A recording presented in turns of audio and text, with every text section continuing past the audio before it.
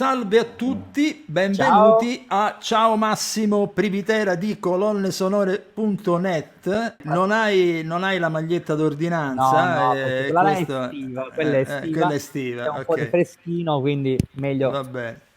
Quest'oggi abbiamo un compositore che insomma Giovane, giovane che si conosce, che peraltro in questi ultimi tempi ha avuto un suo lavoro in circolazione. Parlo di produzioni Rai, ma dopo ne parlerà. Eccolo qui, lo facciamo entrare subito. con noi Stefano Lentini, Ciao Stefano. giovane marodato compositore, con una Ok, carriera alle spalle non da poco, vorrei dire. non da poco, Grazie per direi. il rodato. Però è giovane, rispetto a noi è giovane. E diciamo che, vabbè, iniziamo con la solita domanda, però attualmente in onda, ne abbiamo parlato anche nell'introduzione, c'è questa fiction con Peppe Fiorello, abbastanza importante, che sta ottenendo un buon riscontro televisivamente su Rai 1, che è Gli orologi del diavolo, tratto da una storia vera. E comunque poi ne parleremo con Ne Stefano, che ha parleremo. realizzato tutta la colonna sonora. Ma la prima domanda che facciamo a tutti, caro Stefano, è una cosa molto semplice per capire un po' un attimo da dove si proviene. Parliamo di tua formazione, ma non formazione nel senso accademico del termine, ovvero che musica ascoltavi tu da ragazzo? Beh, allora, le mie tre passioni erano Fabrizio De André, il thrash metal americano, quindi da Metallica, Pantera, passando per Testament e anche un po' di Anthrax, e Angelo Branduardi. Ah, Eh, ok, ok, quindi sì. sono le tre parti corpose della storia di Stefano. Quindi diciamo che andavi come posso dire, dai toni molto aggressivi ad altri più autorali, nel senso di autorale di canzoni d'autore, mi sembra di capire.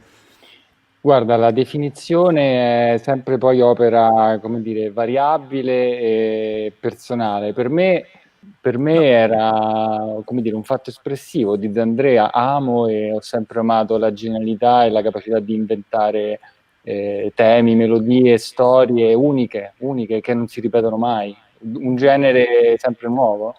E del metal, sì, la rabbia, la potenza, ma anche però l'equilibrio, l'eleganza, insomma, non ascoltavo tutto, ascoltavo, non so, And Justice for All per me era stato un caposaldo della mia formazione musicale, perché per me era una ricerca di complessità, no? Per alcuni è rumore, per altri certo. è magari vale quanto un disco di, che ti posso dire, il Queensryche. Ecco, no, per me era altro, per me era proprio un'opera come potrebbe essere la Traviata di Verdi, no? E invece Figurati. Branduardi? Branduardi mi illuminava la dolcezza, la poesia, la relazione che poi ho scoperto essere fortissima con la musica nord europea, con la musica klezmer, con la melodia popolare. Infatti poi dopo Branduardi ho scavallato completamente la mia attenzione verso la musica popolare, diciamo dai Balcani fino al nord Europa. Qual è il Io tuo strumento? Che questa è la domanda successiva, cioè i compositori spesso non ne hanno uno solo di strumenti, ma magari ne sono più di uno. Tu qual è quello che senti che è il tuo strumento, insomma? Ma dunque, ho iniziato con la chitarra, o forse no, forse conta il Vedi? flauto dolce alle medie? Può contare? Oddio, oddio, No, non è... quello sì, sì, devo dire che è un'esperienza contrastante. No, però diciamo no, il mio primo strumento, quello vero su cui mi sono proprio perso, è stata la chitarra e poi dopo quelli ne sono seguiti molti altri. Infatti tu Ho sei un avuto polistrumentista, tra l'altro. Sì. strimpello tante cose, ecco, sì, sì. Infatti. Mhm. Quindi Poi poi... essere un musicista, essere un, come dire, un esecutore è un'altra cosa, però Sì. strimpellare. No, nel credo 88-89 uscì uno sceneggiato di Rai 1, io avevo 15 anni, che si chiamava I Promessi Sposi. No, I Ah, Promessi Sposi era proprio uno sceneggiato Rai 1 ispirato alla storia di Manzoni con attori dell'epoca, eccetera.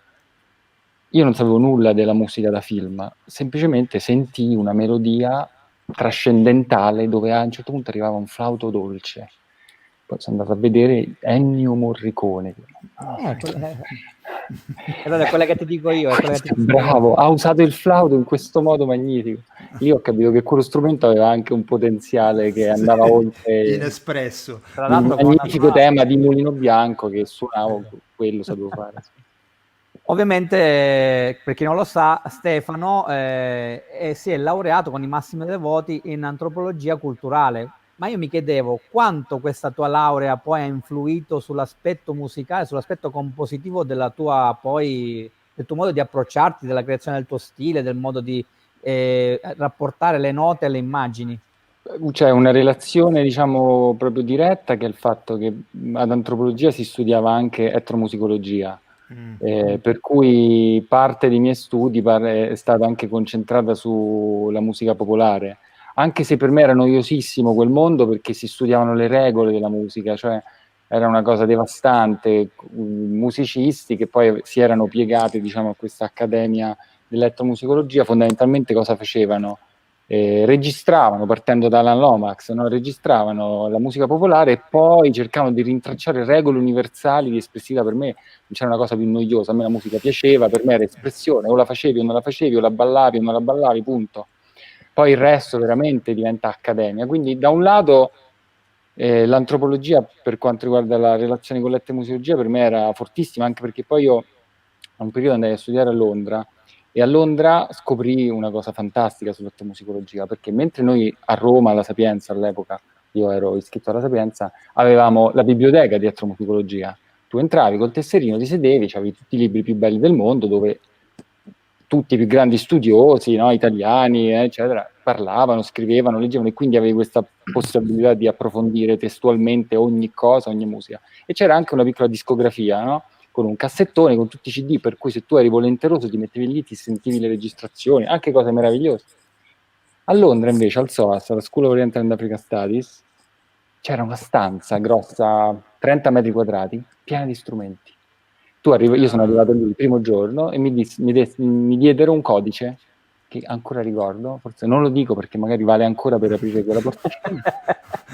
E con quel codice io, senza aver capito, perché poi l'inglese non è che lo parlassi molto bene, entrai in quella stanzina e mi ritrovai dentro questo paradiso, pipa, tamburi, darbuche, bansuri. E tu potevi suonare Tutto. tutto. Io potevo suonare tutto e potevo frequentare i corsi di ogni singolo strumento, per i quali c'erano maestri dall'India, dall'Afghanistan, dalla Cina. Ah, Allora dico, pazzesco. ho detto ok, aspetta, allora forse l'etnomusicologia si può anche fare. Ecco. Certo, Ok. certo. Ma non voglio, assolutamente non voglio No, togliere, no. come dire, importanza alla ricerca è salvifica anche perché poi diventa il luogo della memoria, no, della musica che viene dimenticata. Certo. Quindi se non ci fossero stati quelle registrazioni e anche quei per me noiosi ma fondamentali manuali, avremmo perso tanta musica, no? La domanda che chiude questo trittico è la musica applicata, in particolare colonne sonore per il cinema, per le serie TV, è stata una tua precisa scelta di campo o è stata un'occasione che ti è capitata durante la carriera? Ecco. È un caso, proprio un'occasione, sì, no, non era quello che cercavo. Per me la musica era una band, musica live, fare concerti, registrare dischi, diciamo. Ho sempre avuto ho tuttora proprio una passione per l'album, per il disco, per il concept, per la registrazione, ecco. E no, niente, un giorno l'amica di un'amica di un'amica mi dice: Guarda, ci sono gli amici degli amici che stanno facendo un cortometraggio, ti va di mettere queste musiche qui? E quello credo sia stato il mio primo cortometraggio proprio. E quindi è stato bello perché improvvisamente facevo suonare delle immagini, mi sembrava una cosa magnifica, che desse valore alla musica e valore, come fare un videoclip, ecco, l'ho vissuta un po' così. Non l'avevo mai fatto, non avevo neanche mai considerato l'ipotesi, io suonavo, insomma, bazzicavo un po' il folk studio all'epoca, ecco, sì. Pure. Sì, sì, beh, no, ma non in maniera ufficiale, non come... Però nella zona che Giancarlo Cesaroni aveva chiamato, c'erano degli incontri con i giovani, no? Insomma, ecco, così. Allora io, appassionato di musica celtica, per cui insomma, un po' mi piaceva quel posto. E Quindi magari hai quindi, sentito Kay McCarthy, chissà se la conosci. certo, Ok. certo. Hai visto? Cara amica, va bene.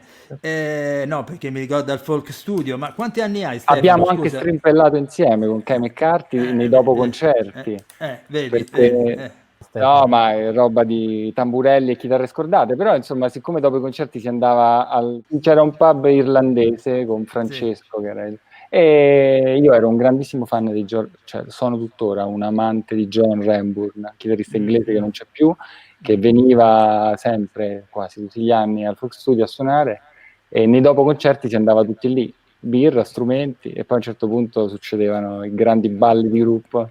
Vabbè, allora Quindi- sappi che Kay ci vede, quindi gli farà piacere questo tuo ricordo anche a Piero, che forse ti Allora, io ricordi. ero pischelletto, avevo i capelli lunghi fino a Lo so. qua, e E quindi non mi può riconoscere, però ricorderà quei momenti eh, sicuramente. Allora, mi appiglio a quello che ha appena detto, ci ha appena raccontato Stefano, e anche un po' a delle critiche che ha ricevuto tramite recensioni di sue colonne sonore, di suoi album. Tra l'altro ci tenevo a farne vedere in particolar modo uno con questo bellissimo Stabat Mater, spero si veda, giusto? Ok, Sì, si beh, vede vicino, perfetto. Sì, perfetto, sì, sì, ok. sì. Io ho riscontrato sempre le due anime di Stefano, che sono un'elettronica, però un modernismo elettronico abbastanza particolare, con un uso sinfonico, ma anche di una certa preponderanza di elementi corali, che usi abbastanza spesso anche nelle tue colonne sonore per le fiction. Io ho notato anche negli Orologi del Diavolo e anche in altre precedenti, comunque subentrano dei cori a supportare, diciamo, a dare più massa all'elemento elettronico. Come riesci ad abbinare, e perché ti piace abbinare questi due elementi che poi in realtà sembrano uno contrastante l'altro? non so darti una risposta perché mh, per me sono strumenti musicali, nel senso, nel termine tecnico, quindi alcune volte sento che c'è un'affinità e la ricerco fin quando la trovo, a volte l'abbandono, a volte non la sento e non la ricerco, per cui non saprei darti come dire, una risposta teorica su questa domanda, cioè se c'è una regola, ecco, no. Per esempio su Mare Fuori abbiamo fatto un lavoro pazzesco con un coro di voci bianche, un lavoro anche inaspettato, arrivando un po' a delle soluzioni anche trovate lì in studio insieme a loro, quando vedi come suona poi un coro, perché sono bambini fondamentalmente, no? Coro di voci bianche, sembra che è un'entità, no, sono 20 bambini. Anzi, in quel caso erano 27, quindi anche abbastanza. Abbastanza, infatti. E un coro di bambini, immagina quante variabili hai. Voglio dire, io non cercavo un coro educato accademicamente alla musica, no? Mi serviva un'energia, perché stavamo raccontando la storia di ragazzi in un carcere, avevamo deciso di musicare la dimensione drammatica degli eventi utilizzando quasi un linguaggio che sfiorasse il sacro, che potesse trasformare il dramma interiore in un dramma universale, un dramma umano, ecco, senza giudizio. Un quindicenne che uccide un altro per motivi di droga, e volevamo toccare il tema in maniera antropologica, in maniera spirituale, in maniera, insomma, oltre la storia, oltre il contesto. E quindi abbiamo avuto questa idea di utilizzare la vocalità dei bambini. E lì però appunto si è aperto un universo, perché i bambini, ogni coro ha una voce diversa, come dire, un'energia diversa, per cui anche lì per esempio la relazione che è fortissima, ci sono dei brani dove batterie quasi prog incontrano questo coro e altri in cui pianoforti morbidissimi e dolci, lo fanno secondo me sempre con un buon equilibrio, e perché in qualche modo mi sono anche lasciato guidare da loro, no? Da quale era la loro potenzialità. Quindi, quindi non so risponderti alla domanda, però ho tante In realtà mi risposte hai in base risposto, alle in realtà mi tante hai risposto. differenze. Sì. No, no, infatti, ma tra l'altro una cosa ti volevo chiedere, vabbè, tu nel 2014, se non mi ricordo male, hai vinto parecchi premi in riferimento alle musiche che hai composto per Braccialetti Rossi, le due serie, che tra l'altro venire fuori anche musicalmente in mezzo a un marasma di canzoni originali o canzoni più esistenti, non è mai facile per un compositore tutto farsi sentire, farsi ascoltare nel vero senso della parola. Ora qui abbiamo i 2 album che sono usciti all'epoca con alcuni dei tuoi pezzi, dei tuoi pezzi strumentali, ma c'erano nomi di Tiziano Ferro, e i Pooh, c'era, se non mi ricordo male, anche Laura Pausini, se non erro. Tu hai ricevuto il premio come miglior fiction dalla nostra rivista, dalla mia rivista, da Colonne Sonore, e poi anche la Chioma di Berenice e altri, se non mi ricordo male, altri premi collaterali. Oltre a chiederti come ti sei un attimino posto nei confronti di una serie con questa preponderanza di canzoni, come ti sei un pochino sentito con questi premi, che importanza dai ai premi, che come è stato per te lavorare su quella serie, molto di successo tra l'altro. Sì, sì, sì, no, la serie fu un'avventura umana, personale, professionale, pazzesca, perché con l'obiettivo di quella serie era veramente quello di un servizio pubblico che voleva avvicinare un tema tabù, che è quello della malattia nei giovani, e trovare una via d'aiuto. E devo dire che ho sentito tantissimo questo spirito, diciamo, come dire, questa tensione che è stata sicuramente guidata dal regista Giacomo Campiotti, che ha abbracciato il progetto in maniera magica, in maniera vera, profonda, umana, personale, insomma. E quindi, sai, in questi casi ti ritrovi, cioè mi sono ritrovato dentro, come dire, una piccola missione da compiere, e quindi avevo proprio ho sentito la responsabilità, che poi è un po' la responsabilità che sento sempre quando lavoro per la RAI, no?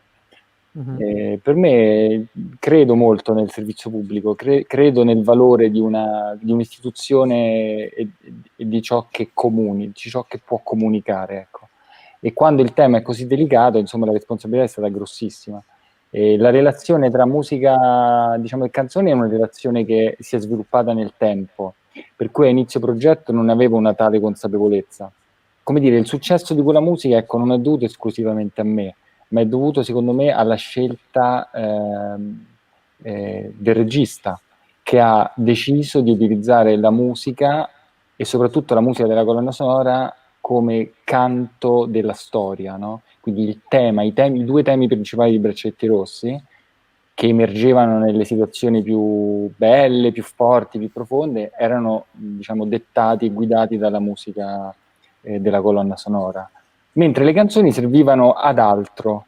Sì, non c'è stata una grossa confusione, ecco. Nei nostri programmi si parla spesso, viene fuori spesso il nodo rapporto tra compositore, montatore e regista, quasi un triangolo che può essere magico, ma può essere anche assai problematico. Ecco, in questo senso, il tuo stile, la tua cifra stilistica, tende a modificarsi molto da regista a regista, o tu senti comunque che un tuo stile va comunque sempre preservato?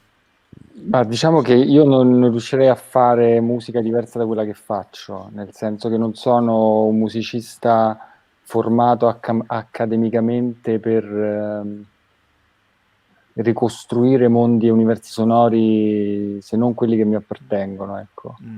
Per cui forse il motivo per cui, diciamo, vengo coinvolto in alcuni progetti piuttosto che in altri dipende dal fatto di voler un suono, una ricerca, ecco, non un'imitazione. Per cui, diciamo, non mi è mai capitato di dover scrivere o cercare di imitare o andare in direzioni, diciamo, non propriamente mie. Sicuramente ogni regista mi ha mosso in direzioni completamente opposte, ecco. Cioè il lavoro con Giacomo è stato un lavoro spirituale, proprio di ricerca, no? E stavamo parlando a dei ragazzi, la musica doveva essere anche doveva avere un obiettivo, diciamo, forte, e raggiungere anche un ascoltatore che non era un target qualsiasi, era molto specifico, ecco. Però lì è sempre stata l'emozione che ci ha guidato, ecco. Nella mia relazione in quel caso c'è stata una relazione fortissima, montatore, regista. Il montatore è stato Roberto Missiroli, con Giacomo, insomma noi 3 eravamo una squadra davvero da full time 24 ore al giorno, ecco. Nico, ti sei mai trovato di fronte alle famigerate temporary track? Sì, Mm. ce E l'ho qua che... dovunque, è pieno. ecco, Tipo Guerre Stellari. in quel senso, le senti, cioè, E te ne freghi o poi le esatto, senti e bravissimo, fai due? ecco, bravissimo. No, no, Nel no, senso, le ascolto con attenzione perché soprattutto dipende da chi me le manda, ecco, sempre, Mm, no? Nel mm. senso che è importante capire, a volte una temp track può essere utile anche a me per dire una cosa, per Sì, parlare sì, con te o con qualcun altro e non dover certo. trasformare la musica in parole, perché poi in parole, sai, la musica posso dire elegante e intendere i King Crimson, o posso dire elegante e intendere Laura Pausini, cioè, sai, Sì, ognuno ha i sì, sì. propri gusti, ognuno ha la propria sensibilità, per cui quando trasformi la musica in parole, è per cui vero. secondo me la temp track a volte è utile per questo, anzi io la trovo utile quando viene utilizzato come strumento e non come fine, ecco. Come reference, diciamo, come Sì, punto come di riferimento. reference, sì. Io Ok. che da lì posso capire, ma anche stravolgere, essere libero di stravolgere Mm. tutto, però capisco sicuramente qualcosa. È un tema sempre scottante perché a Sì, volte la infatti. track diventa una imposizione, no? Sai quando mi è successo questo? Su quel famoso primo cortometraggio che feci, che era Smart, si chiama, di Leonardo D'Agostini. E, ecco, lui fece questo cortometraggio con degli amici e aveva montato tutte musiche di Frankie High Energy. E, Ha dovuto però togliere non Frankie avevano Energy. l'autorizzazione, esatto. Allora io sono subentrato a sostituire Frankie Energy. Allora, quello è stato ecco, un lavoro di Arte emulazione, Di così ho emulazione. cercato di ricostruire i suoni, ho cercato di ricostruire quell'atmosfera che... Senti, a eh, proposito di corti, tu hai fatto un cortometraggio che è già cult solo nel titolo, tratto con il compianto, pace l'anima sua, Mario Monicelli. Hai mm, fatto Vabbè, come si sì. chiama? La nuova armata la Brancaleone, nuova com'era? armata Brancaleone, sì. Nuova armata Brancaleone. Cosa ti ricordi di Monicelli? Cosa ti ricordi di questa colonna sonora? Dai, Beh, caspita. è stata sì, una storia fenomenale. Eravamo, diciamo, nel 2010, Sì. in piena contestazione verso i tagli ai fondi per la cultura di Berlusconi. E io all'epoca collaboravo con il Rossellini, facevo dei corsi di musica da film, musica per le immagini, e quindi venni coinvolto in questo finto cortometraggio che aveva l'obiettivo di raccogliere più giornalisti possibile e portarli dentro una sala, eh, facendogli credere che avrebbero visto la nuova armata Brancaleone firmata da Monicelli, per poi trovarsi di fronte a uno schermo nero con una scritta che intimava il ripristino dei fondi e poi un piccolo cortometraggio girato con i ragazzi e dai ragazzi e con i professori, con la sceneggiatura di Calo Presti, la regia di Monicelli e la produzione di Renzo Rossellini. Quindi era un evento, Sì, insomma, sì, sì. un evento. E quindi niente, con, tutti d'accordo, appunto, Monicelli, Calopresti, Rossellini, eccetera. Io le musiche, Roberto Renna, professore del Cine TV, geniale professore, sempre creativo, che scrisse un po' insieme ai ragazzi la storia. E quindi facemmo questo corto e poi durante vennero tantissimi giornalisti. C'era Ci credo. la sala Immagino. proiezione del Cine TV piena, ma piena con non so, tanti giornalisti, tutte le testate, tutte a vedere e ci sono rimasti tutti fregati.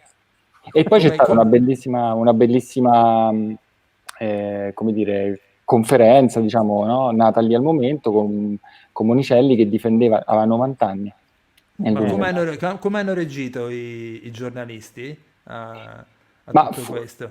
cioè, tu immagina che è stato un vero evento sconvolgente per loro, cioè loro si erano mossi veramente il Messaggero Repubblica, cioè, erano venuti per Monicelli per il suo nuovo, voglio dire, con un intento culturale, di ricerca, attenzione al cinema, avevano abboccato tutti, quindi sconvolti, erano stati presi in giro benissimo, penso che abbiano apprezzato tutti comunque anche perché era un tema che interessava tutti, insomma, Infatti, non era scottante. contestabile, devo dire che Sì, sì. sì, sì. E Senti, appunto Monicelli aveva, scusami, aveva 90 anni e aveva una capacità dialettica e di difesa del tema che fu una scuola per tutti noi. Vabbè, Comunque caspita. Massimo, scusa, ma me l'ha messa su un piatto d'argento. Siccome noi di questi tagli alla cultura almeno abbiamo fatto il nostro marchio del Mm. programma, cioè in realtà si sono avvicendati i governi, ma il risultato è sempre stato lo stesso, cioè che dal punto di vista proprio del Mm. nostro paese, nell'ambito della cultura, sono stati tagli su tagli su tagli.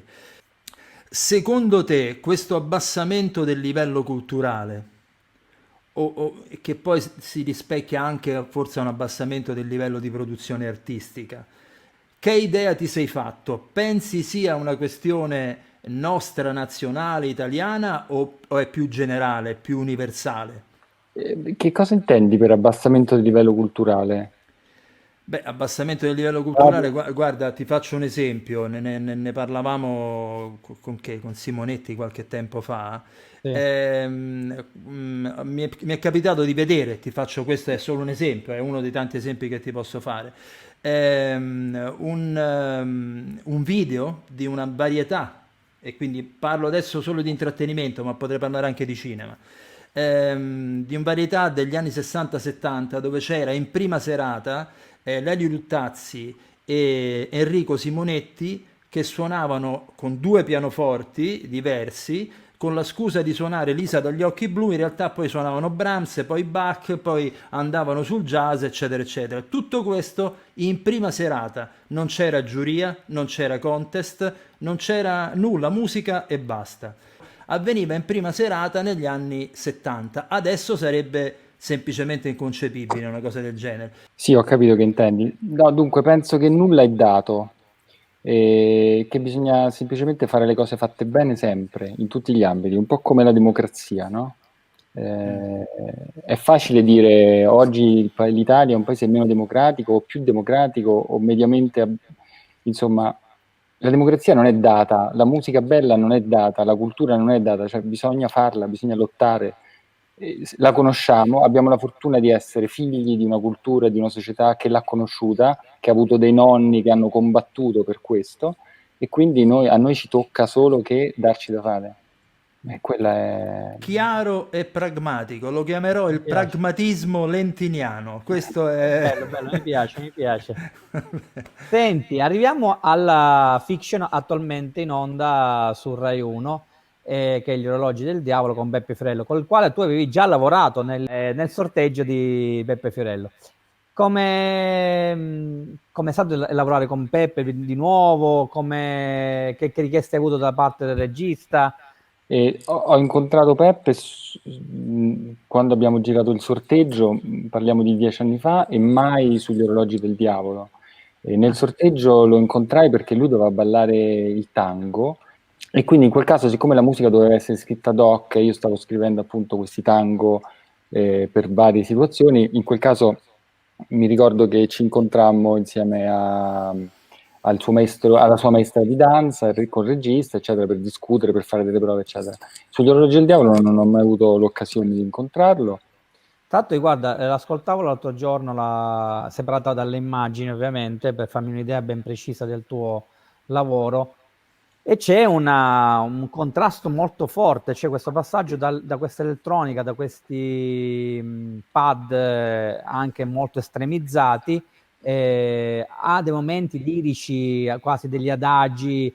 Mi sono rimasti impressi i brani La famiglia, Aiuta, o anche un pezzo action, come l'ho chiamato io, ma anche il mar, cioè ci sono dei pezzi molto differenti uno dall'altro, forse anche in rapporto con questa storia che ha degli anni di viene, dei momenti di veramente di contrasto notevole uno con l'altro. Sì, devo dire che è una storia particolare perché dentro ha davvero tanti filoni narrativi diversi che non sono strutturati dalla sceneggiatura per fini, diciamo, di attenzione, no? Sai, quando per creare una tensione su vari filoni che poi saranno anche quelli un po' ai quali uno si affeziona, no?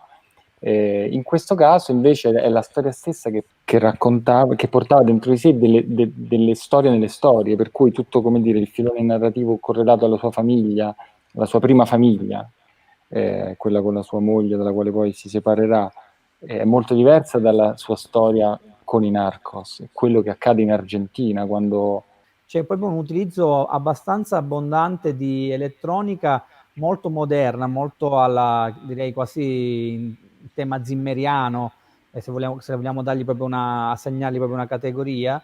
E poi questi momenti in cui invece ci sono questi adagi, questi temi molto aperti, l'uso del piano che è una costante con quelle note quasi accorate, proprio minimali.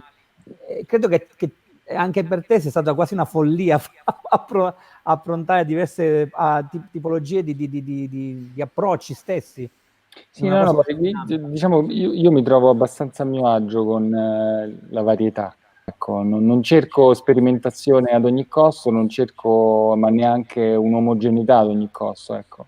No. L'omogeneità si crea col progetto. Secondo me Gli Orologi del Diavolo è una serie che aveva bisogno di tante voci diverse. Ecco. Per cui Qualche informazione tecnica sulla realizzazione di questa colonna sonora? Ad esempio, dove è registrato, che tipo di organica è utilizzato, oltre all'elettronica, ovviamente. questa è stata, diciamo, un'esperienza di completo lockdown, Mm, mm. perché io sono stato coinvolto nel progetto a fine febbraio 2020 Quindi proprio e dentro il sì, lockdown, proprio. 3 giorni prima Mm, praticamente. E mi sembra, se non sbaglio, che il mix del film ci sia stato a settembre-ottobre. mm, Insomma, per cui è stata una produzione completamente nuova. mm. Io ho avuto la fortuna di poter lavorare nel mio studio, dove fondamentalmente, malgrado il lockdown, ho potuto essere, diciamo, operativo al 100%. Mm, Per mm. cui le registrazioni, per la maggior parte, le ho fatte nel mio studio e poi per gli archi mi sono avvalso di tante situazioni diverse in giro per il mondo, sempre in remoto. Sì. Senti, come ti sei trovato a lavorare appunto interamente in remoto? Perché ci sono sentimenti contrastanti tra i compositori in questo senso. Dunque, dal punto di vista pratico, proprio oggettivo, a parte la limitazione del poter registrare un'orchestra, per me non è cambiato nulla. Mm, Ma un ma veramente maiuscolo e nuovo, l'assenza di contatto personale con le altre figure, diciamo, il regista, il mm, mm, montatore, la produzione, ha creato grossi problemi, mm, grosse mm. distanze, grossi fraintendimenti, insomma, così come non ci Mm. si può abbracciare tra amici, è Certo. anche faticoso non toccarsi tra professionisti, nel senso che poi il contatto serve e Ah, se non c'è si sente, insomma io l'ho sentita l'assenza, sì. perché ad esempio molti musicisti dicono, vabbè, a me in fondo non è molto cambiato, ero tombato dentro uno studio, sono tombato dentro uno studio adesso, però forse questo è valido per la pre-produzione, poi nel momento in Sì. cui... eh, Sì, sì, sì, no, no, beh, devo dire che io ho sentito tanto, ecco, questa, come dire, era anche una dimensione che non ho neanche mai valutato perché la mm, davo per scontata, no? Io sono qui come tombato, come dici tu, mm, a lavorare, diciamo, tutto in fase di preproduzione, però poi comunque incontri le persone, c'è sempre un certo, momento di certo, incontro. certo, E quei certo. momenti fugaci, veloci, che a volte, ecco, sembrano anche essere un po' irrilevanti, no, invece sono fondanti, Mm, perché è mm. lì che ti scambi anche la fiducia, insomma, guardi negli occhi la persona, se c'è una cosa che non va, sai se ti puoi fidare, insomma, percepisci tante cose che alla fine sono quelle piccole cose che ti aiutano a consolidare la relazione, la fiducia, il lavoro. Senti Stefano, noi concludiamo sempre la nostra intervista con una domanda che è molto semplice, semplice, serena, serena, ovvero siccome siamo legati anche a un programma radiofonico che si intitola Classic Rock, noi chiediamo sempre al compositore di dirci, segnalarci un tuo brano, una movie song di un film che ti ha particolarmente segnato o rimasto impressa nella tua memoria? Vabbè, il tema di la doppia vita di Veronica, di Scusa? Presley. La doppia Ah, vita di quello Veronica. di Preisner. Va bene, ok, ok, ok. C'è una ragione particolare per questo o perché semplicemente ti piaceva o...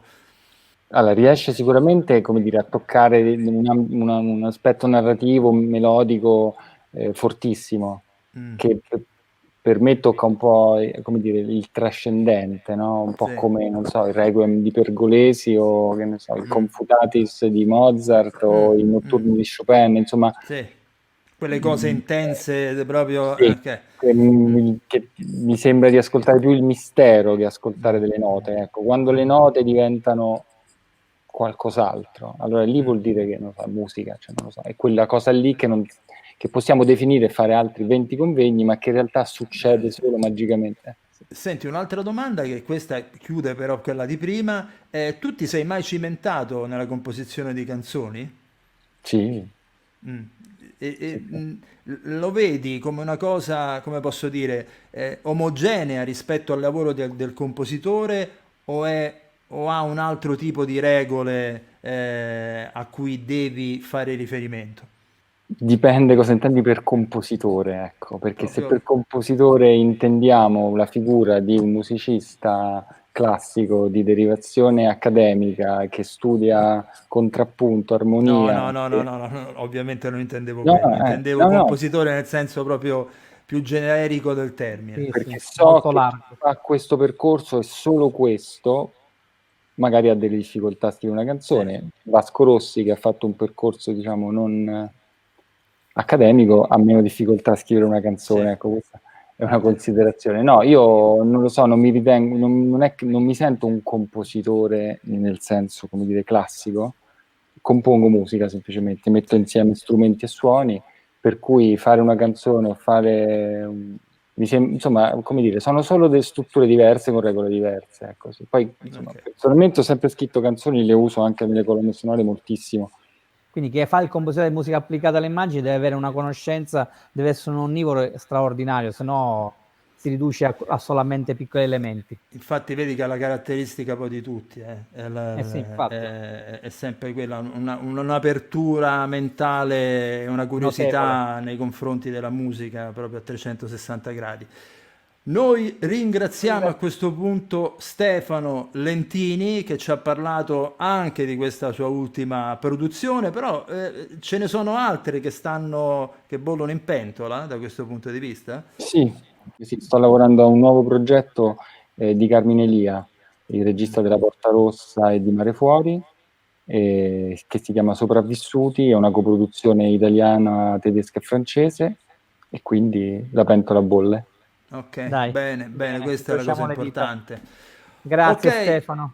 grazie Stefano, Stefano Lentini, ciao, Grazie, grazie a voi Ciao, per l'invito. Grazie. ciao, ciao. ciao Ciao. Stefano.